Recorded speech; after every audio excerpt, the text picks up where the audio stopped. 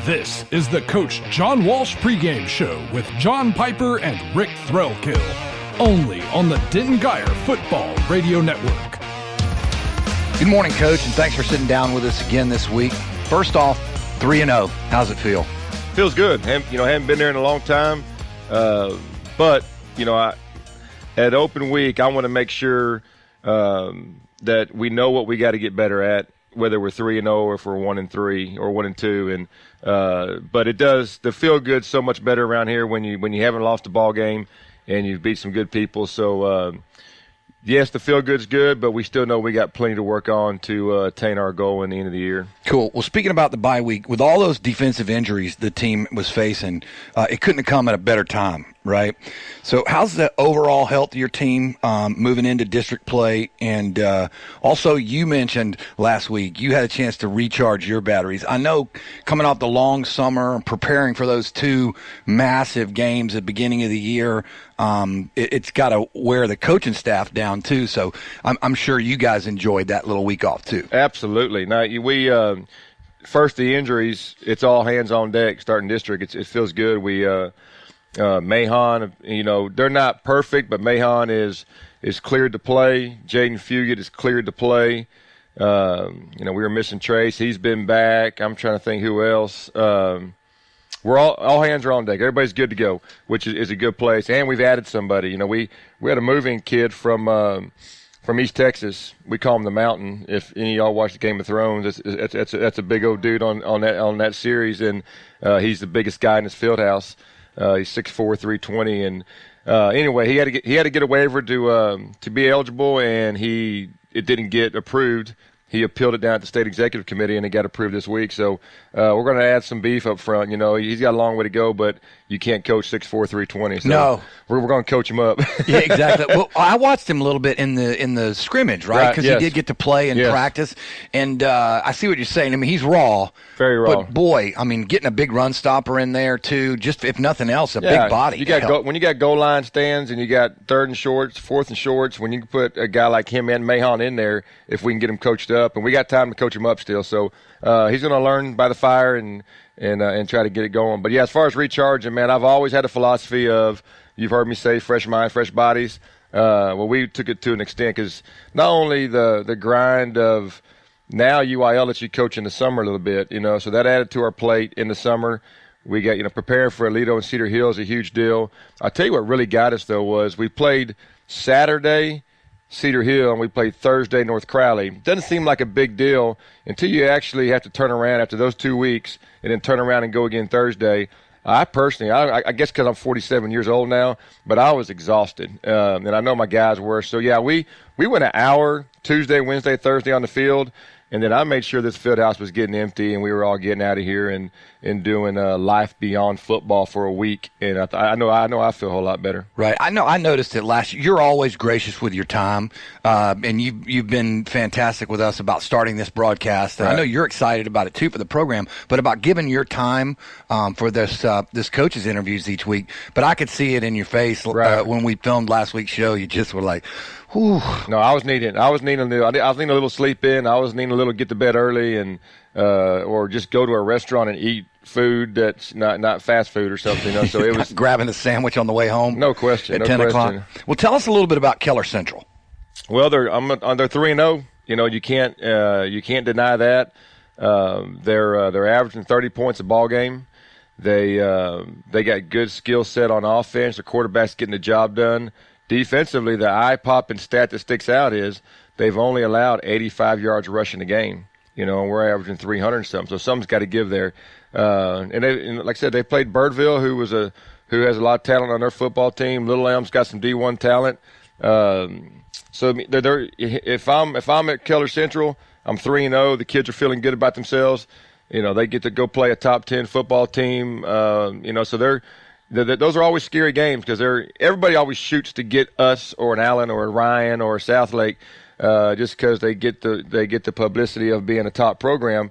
But you had the fact that you haven't lost a ball game yet, and they're going to become a gunning. And here's the deal: the spooky thing for me is back when Gerard was a junior, maybe or senior, they beat us on a Thursday night, and then when Sean was a junior, Robinson they beat us on a Thursday night. And both those games, Coach Walsh should have came out on top, and Coach Walsh didn't get the job done. So Central spooks me a little bit. So we're they got our attention. Well, speaking of that, you got a big South Lake rivalry looming just a week away.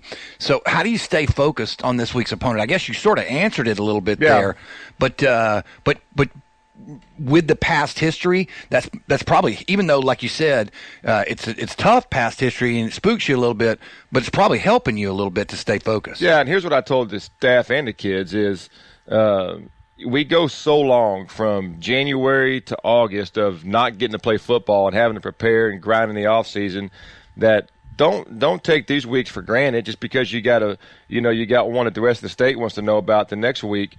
Take your time and enjoy each week and each game because it goes by so freaking fast.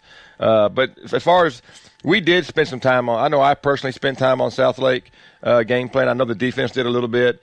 We didn't mind the kids talking a little bit about it. Last week, that's what open week's for. Right. Relax. Some coaches, hey, we're not talking about open week. Talk about whatever the heck you want to talk about. Halloween costume, South Lake game. I don't give a rip. But now we're in Keller Central week. It's all about KC, and that's it. All right. Well, with the extra week of practice, let me ask you this: you've been really successful so far on the offensive side, especially on the offensive side of the ball. Defense played really good last week, but with the extra practice, though, can we still maybe expect a little tweak to the offense, or you just going to use, or did you just use that extra week to just get better at the stuff that you already do good? Well, we tweak all the time. You know that we're always formation and we're always looking for some kind of edge. We worked on some things that that we haven't normally. That we haven't shown, and I know defensively they stayed. Well, they did too. They went to Bama and got some stuff coverage-wise that they've been trying to work on since the summer. So we used last week a little bit in our advantage as far as implementing stuff that we had on our table not to implement till now. Right. Well, from a defensive perspective, we talked about getting healthy. So getting healthy on that side of the ball is going to make a huge difference no matter what. But last week, definite improvement against an overmatched team, true. Right. But still, you could see clearly the improvement in like some young guys playing. So the improvement in alignment, being where you're supposed to be, being moving aggressively to the ball, taking better angles. Right. But we still gave a couple of big plays, so I know that's always an issue in Texas high school football, right? Because that's what can get you beat. Yep. It certainly is a big part of our game, big play. So did you do anything to shore that stuff up this week? I guess you talk about going to Alabama. You want to talk about that a little bit more? Yeah, so we, if you really evaluate the Cedar Hill game, minus those hope balls, we played good defense. We got them off the field several times. But if we would have attacked the quarterback or gotten to the quarterback the first half like we did the second half and not gave him time to throw the hope balls, and on those hope balls, the guys in the secondary got to make plays. I mean, the ball's in the air forever. So I agree with you. I thought that was the defense's best performance. Yeah, I mean, it was. Even though it's, what was it, 40-37? Yeah. I think they might have won that ball game for us because it's a key, no like question. You talk about key stops, right? No question. In the second half, they played really good defense as far as getting stops. And then North Crowley, the stats say, I heard Bill Belichick say this, in an interview last week, how dry he is, but he said stats are for losers and scoreboards for winners. And the stats last week showed that we might have played pretty good defense, but I thought we were on the field way too long against North Crowley. I chewed their butt out. They didn't score the first series. But as they were coming off, I was chewing every defensive player out as I could because third downs, right? Yeah, get them off the freaking field, And but in the end, we are getting better. And when you forget the scores, but when you really evaluate what took place in Toledo, which I thought we were terrible defensively, and in Cedar Hill, take those 5 passes away, we were outstanding on defense. And then last week, again, improved.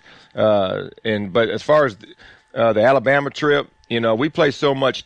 2 high safeties with matchup zones. They've always done a 1 high, and it looks like it's normal cover 3, which is pretty much a no-no these days in high school football to stay in cover 3, but it's not. It's a matchup zone. They go man under, right, when they pick up in the zone. And they do and they got calls, and it's really, obviously they do a great job at saving stuff, but we were able to send out I sent Kleiber and Ramsey out there for a few days, and Coach Saban gave them all access to just learn. We didn't just go out there to see Bama football. We came out there for a purpose. Right. And they got that purpose of that coverage. So we've been implementing some of that stuff. But I can tell you, we spent a lot of time on emphasizing just tackling. Forget about all the schemes. We haven't been. We've always been great tacklers, and we have not been great tacklers the first 3 weeks. Well, you know I'm a big Georgia fan, right? We're all big Dog fans, and just when you talk about tackling, the difference in that Georgia Notre Dame game the other night, and what kept Notre Dame in to the end is, boy, they made great tackles in open space. When you all you can do is get your guys in the right spot. Like you talk about that all the time. You coach them up. But when it comes time to it, they're the ones got to make the tackle. Absolutely. And so that is a big difference. Well, since we spoke last, your young quarterback has committed to Texas A&M. That's got to be exciting, right? Absolutely. And boy, he has really played well this year. You want to talk a little bit about Eli? Yeah, I've been saying it since last year that he was going to that he was a guy that learns from his mistakes and he don't make them twice. And you can tell that. I mean, he is processing the game very well. He's getting the ball out of his hands quicker. Now, again, people around him have made it easy. The O-line's made it easy. Everybody's catching the ball when it's thrown to him. So that's that's great. But he's processing. I've given him more this year than he had last year. Getting in and out of plays. He has the freedom to change the routes at the line of scrimmage. And been really proud of him, but it's still, he's got a ways to go. He knows there's some things he can get better at, and he's continued to work. It's like I went to the Crown Over our middle school games last night, and the official came to me. This is like 8:00 at night. He said, "Man," he said, "I'm impressed." He didn't know Eli's name. He just said that quarterback in the red shirt. You left because I left to go get a shower and come back, and he was. He stayed out and worked on a scramble drill with all the receivers, and it's all no coaches, and they were out there until the game started. So that impressed a guy who's not even a guy or a guy. So he's doing right. He's doing right. Yeah, Camden said you just clearly can see the difference in his leadership this year. He has one thing that I've always liked about Eli, but it can be difficult on a young quarterback is he's calm, right, and he doesn't let things bother him. But when you're a young kid and you've got, older people and you lose a ball game and you're not upset and throwing temper tantrums, sometimes people perceive that, especially fans in the stands. Well, why is that quarterback not upset? This, that, and the other. And even the players can say, well, is he going to be able to step up? Is he going to be able to lead? But they clearly have seen it this year from him. Yep. And so now he seems to have the combination of both, right? He doesn't lose control. He doesn't get overly excited when things go well. I mean, he's an excitable kid. He can enjoy it, but he doesn't get too down either. He got to go play a next snap, right? Absolutely. Your quarterback has to do that. Yeah, he has done a good, and he was. I get it from just random fans. He just. Doesn't look like he's trying. Well, that's good because he's outrunning everybody and he's not trying. Sure seems to be doing well. Yeah, So, but he's real cool. And I've given him I said this to him since the season was over last year. I said sometimes too cool ain't cool. There's times you don't got to be cool. I need you to show a little more emotion here, whether it's good or bad.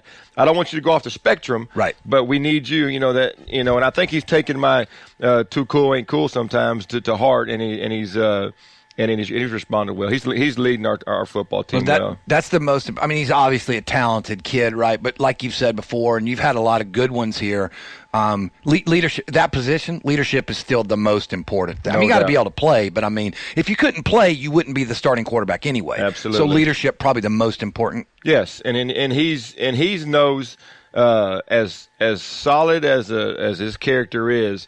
To lead, you have to go out of character sometimes, and that's not easy. I know when I got this job here, I hated talking in front of people, but I realized real quick after that first month, I better learn how to do this crap because I'm fixing to talk in front of people a lot, So I had to get out of character, and I think that's where he's at. He's doing a good job. Well, speaking of characters, your entire offensive line was featured on the local ABC affiliate just a week after specials about both Kadrick and Eli. Right. So, I mean, that's really cool. But I think the big story out of all of this is that John Walsh is replacing Jason Garrett as the face of Dallas area coaching. I mean, you're a bona fide star, right? No, I'm just kidding you, Coach. But